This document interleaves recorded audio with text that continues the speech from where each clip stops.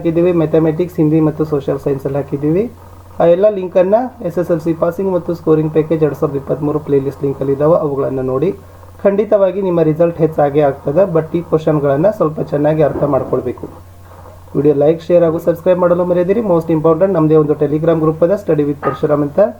Link ವಿಡಿಯೋದ description ಬಾಕ್ಸ್ನಲ್ಲಿ ಹಾಕಿದ್ದೀನಿ, ಅದಕ್ಕೂ ಕೂಡ ಬಂದು ಜಾಯ್ನ್ ಆಗಿ. ಸೊ ನೋಡೋಣ ಕೆಮಿಸ್ಟ್ರಿಯಲ್ಲಿ ಯಾವೆಲ್ಲ ಕ್ವಶನ್ಸ್ ಇದ್ದಾವೆ ಅಂತ. ಸೊ ಫಸ್ಟ್ ಮಲ್ಟಿಪಲ್ ಚಾಯ್ಸ್ ಕ್ವಶನಲ್ಲಿ ಕ್ವಶನ್ ನಂಬರ್ 14 ಇತ್ತು.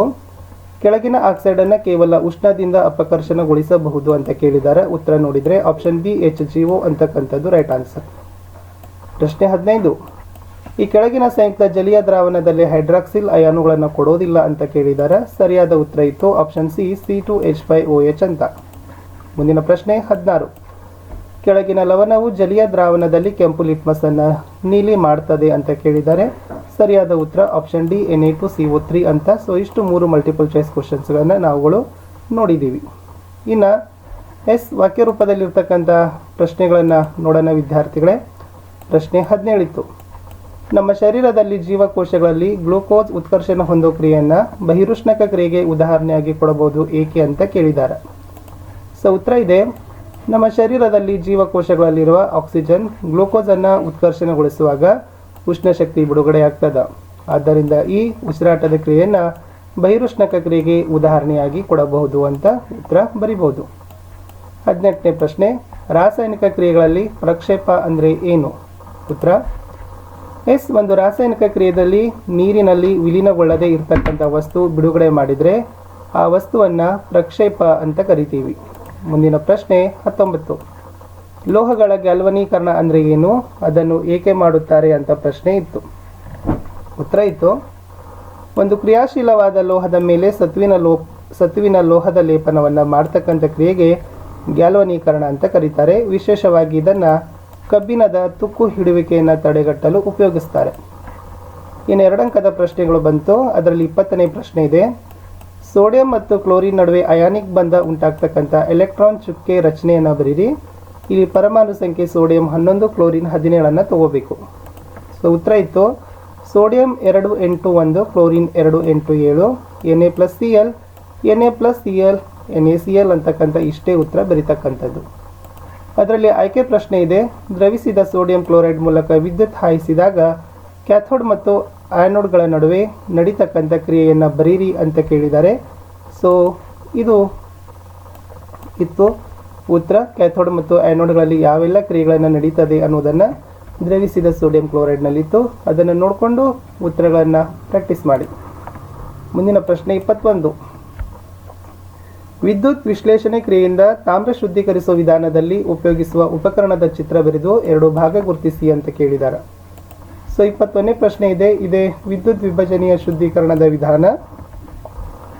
ಸೊ ಕ್ಯಾಥೋಡು, ಆ್ಯನೋಡು, ಆಮ್ಲೀಕರಿಸಿದ ದ್ರಾವದ ಸಲ್ಫೈಡ್ ದ್ರಾವಣ, ಸಂಗ್ರಾಹಕ, ಕಶ್ಮಲಗಳಂತ ಇದೆ.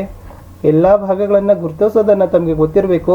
ಕೆಲವು ಸಾರಿ ಏನು ಮಾಡ್ತಾರೆ, ಪ್ರಶ್ನೆ ಪತ್ರಿಕೆಗಳಲ್ಲಿ ಅವರೇ ಭಾಗಗಳನ್ನು ಕೊಡ್ತಾರೆ, ಗುರುತಿಸ್ಲಿಕ್ಕೂ ಕೂಡ ಕೇಳ್ತಾರೆ. ಸೊ ಅಂದವಾದ ಚಿತ್ರವನ್ನು ಬಿಡಿಸಿ ಭಾಗಗಳನ್ನು ಗುರುತಿಸ್ತಕ್ಕಂಥದ್ದು ಆಗಬೇಕು. 22ನೇ ಪ್ರಶ್ನೆಗೆ ಬರೋಣ. ಕೆಂಗಾವಿನಲ್ಲಿರ್ತಕ್ಕಂಥ ಕಬ್ಬಿಣದ ಮೇಲೆ ನೀರಿನ ಹಬೆಯನ್ನು ಹಾಯಿಸಿ ಹೈಡ್ರೋಜನ್ ಪಡೆಯುವ ವಿಧಾನದಲ್ಲಿ ಉಪಕರಿಸುವ ಉಪಕರಣದ ಅಂದವಾದ ಚಿತ್ರ ಬರೆದು 2 ಭಾಗ ಗುರುತಿಸಿ ಅಂತ ಕೇಳಿದ್ದಾರೆ. ಇದೆ ಲೋಹದ ಮೇಲೆ ಹಬೆಯ ವರ್ತನೆಯ ಚಿತ್ರ. ಸೊ ನೀರಿನಲ್ಲಿ ಅದ್ದಿದ ಗಾಜಿನ ನೂಲು, ಬರ್ನರ್, ಲೋಹದ ಚೂರು, ಸ್ತಂಭ, ಕಾರ್ಕ್, ನಿರ್ಗಮನ ನಾಳ, ಹೈಡ್ರೋಜನ್ ಅನಿಲ, ಸ್ತಂಭ, ನೀರು. ಟೆಕ್ಸ್ಟ್ ಬುಕ್ಕಲ್ಲಿನೂ ಕೂಡ ತಮಗೆ ಇದರ ಚಿತ್ರ ಚೆನ್ನಾಗಿದೆ. ಸೊ ಅದನ್ನು ಕೂಡ ನೋಡಿ ಚೆನ್ನಾಗಿ ಪ್ರಾಕ್ಟೀಸ್ ಮಾಡ್ಕೊಳ್ಳಿ. ಲೋಹದ ಮೇಲೆ ಹಬೆಯ ವರ್ತನೆ ಚಿತ್ರ. ಇಲ್ಲಿಗೆ 1 ಮತ್ತು 2 ಅಂಕದ ಪ್ರಶ್ನೆಗಳು ಮುಗೀತು. ಇನ್ನು 3 ಅಂಕದ ಪ್ರಶ್ನೆಗೆ ಹೋಗೋಣ. ಅದರಲ್ಲಿ 23ನೇ ಪ್ರಶ್ನೆ ಇತ್ತು, ಸ್ವಲ್ಪ ಪ್ರಮಾಣದ ಗಂಧಕದ ಪುಡಿ ಮತ್ತು ಕಾರ್ಬನ್ ಪುಡಿಗಳನ್ನು ಪ್ರತ್ಯೇಕವಾಗಿ ಉರಿಸಿದೆ. ಒದ್ದೆಯಾದ ಕೆಂಪು ಲಿಟ್ಮಸ್ ಮತ್ತು ನೀಲಿ ಲಿಟ್ಮಸ್ ಕಾಗದ ಪಟ್ಟಿಯನ್ನು ಇವುಗಳನ್ನು ಉರಿದಾಗ ಬಿಡುಗಡೆಯಾಗುವ ಅನಿಲದ ಮೇಲೆ ಹಿಡಿಯಲಾಗಿದೆ. ಲಿಟ್ಮಸ್ ಕಾಗದಗಳಲ್ಲಿ ಯಾವ ಬದಲಾವಣೆ ಆಗ್ತದೆ? ಇದರಿಂದ ನಾವು ಯಾವ ನಿರ್ಣಯ ತೆಗೆದುಕೊಳ್ಳಬಹುದು ಅಂತ ಕೇಳಿದ್ದಾರೆ. ಸೊ ವಿದ್ಯಾರ್ಥಿಗಳೇ, ಆ ಪ್ರಶ್ನೆಗೆ ಉತ್ತರ ಇರತಕ್ಕಂಥದ್ದು ಇದಿದೆ. ತುಂಬ ಡೀಟೇಲ್ ಆಗಿರ್ತಕ್ಕಂಥ ಉತ್ತರ ಇದೆ, ಅದನ್ನು ನೋಡ್ಕೊಡ್ರಿ. ಸೊ ಉತ್ತರಗಳನ್ನು ತಾವುಗಳು ಬರೀಬೇಕು.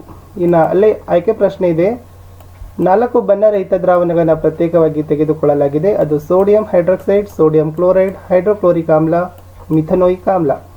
ಇವುಗಳಿಗೆ ಸಂಬಂಧಪಟ್ಟಂತೆ ಈ 4 ಪ್ರಶ್ನೆಗಳನ್ನು ಕೇಳಿದ್ದಾರೆ. ಉತ್ತರ ನೋಡುವ. ಎಸ್, ಇದಿತ್ತು ಆ 4 ಪ್ರಶ್ನೆಗಳಿಗೆ ಇರತಕ್ಕಂಥ ಉತ್ತರಗಳು.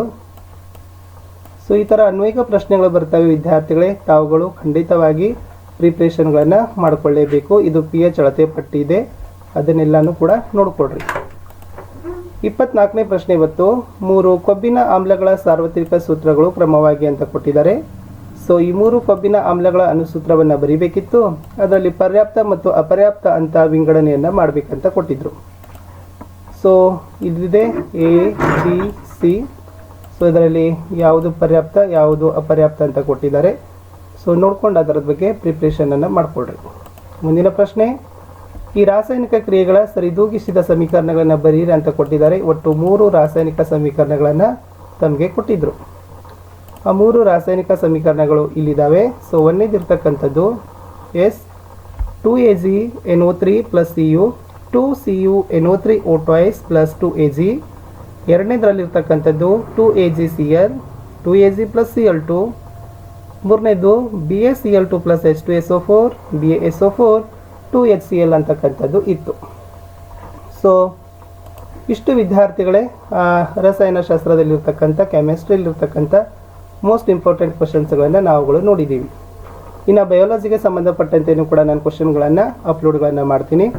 ಸೊ SSLC ಅವರಿಗೆ ಪ್ರತಿದಿನ 2 ವಿಡಿಯೋಗಳನ್ನು ಹಾಕ್ತೀವಿ, ಒಂದು ಮಾರ್ನಿಂಗು ಮತ್ತು ಒಂದು ಈವ್ನಿಂಗು. ಸೊ 2 ವಿಡಿಯೋಗಳನ್ನು ತಪ್ಪದೇ ತಾವುಗಳು ನೋಡಬೇಕು. ಸೊ ಖಂಡಿತವಾಗಿ ನಿಮ್ಮ ಪರೀಕ್ಷೆಯಲ್ಲಿ ಇದರ ಒಂದು ಅಂಕಗಳನ್ನು ಇವುಗಳಿಂದ ನಾವು ಹೆಚ್ಚು ಪಡೀಲಿಕ್ಕೆ ಸಾಧ್ಯ ಆಗ್ತದೆ. ಹಿಂದಿನ ವಿಡಿಯೋಗಳನ್ನು ತಪ್ಪದೇ ನೋಡಬೇಕು, ಯಾಕಂದರೆ ಪ್ರತಿಯೊಂದು ವಿಡಿಯೋದಲ್ಲಿನ ಪ್ರಶ್ನೆಗಳು ಬೇರೆ ಬೇರೆಯೇ ಆಗಿದ್ದಾವೆ. ಮತ್ತು ಅನ್ವಯಿಕ ಪ್ರಶ್ನೆಗಳಾಗಿರ್ಬೋದು, ಕಠಿಣ ಮಾದರಿಯ ಪ್ರಶ್ನೆಗಳಾಗಿರ್ಬೋದು, ಸಾಧಾರಣ ಮಾದರಿಯ ಪ್ರಶ್ನೆಗಳು ಸಹಿತ ಆ ವಿಡಿಯೋಗಳು ಒಳಗೊಂಡಿದ್ದಾವೆ. ಮೋಸ್ಟ್ ಇಂಪಾರ್ಟೆಂಟ್ ಅಂದರೆ ನಮ್ಮದೇ ಒಂದು ಟೆಲಿಗ್ರಾಮ್ ಗ್ರೂಪ್ ಅದ ಸ್ಟಡಿ ವಿತ್ ಪರಶುರಾಮ್ ಅಂತ, ಲಿಂಕ್ ವಿಡಿಯೋದ ಡಿಸ್ಕ್ರಿಪ್ಷನ್ ಬಾಕ್ಸ್ನಲ್ಲಿ ಹಾಕಿದ್ದೀನಿ, ಅದಕ್ಕೂ ಕೂಡ ಬಂದು ಜಾಯ್ನ್ ಆಗಿ ಅಂತ ಹೇಳ್ತಾ. ಸೊ ನಾನು ಮತ್ತೆ ಸಿಗ್ತೀನಿ ನಿಮಗೆ ಮ್ಯಾಥಮೆಟಿಕ್ಸ್ನ ಕ್ವಶನ್ ಪೇಪರ್ನ ವಿಡಿಯೋದೊಂದಿಗೆ. ಅಲ್ಲಿಯವರೆಗೂ ಬಾಯ್.